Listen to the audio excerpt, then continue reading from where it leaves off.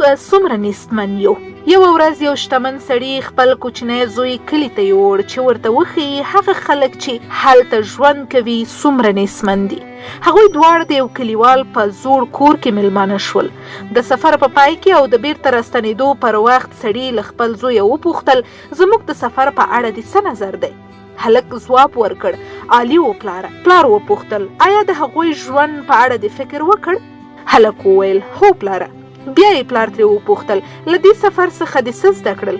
هلک لږ فکر وکړ او وروسته یې په ارامۍ سره وویل پوه شوم چې موږ په کور کې یو سپی لرو او هغوی څلور. موږ په انګړ کې یو فواره لرو او هغوی چینه لري چې پای یې معلوم نه دی. موږ په کور کې تزئیني فانوسونه لرو او هغوی ستوري لري.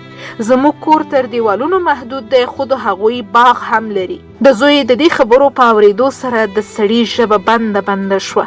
هلک زیاته کړه مننه کوم پلاره تا ما ته وښودل چې موږ څومره نیستمن یو.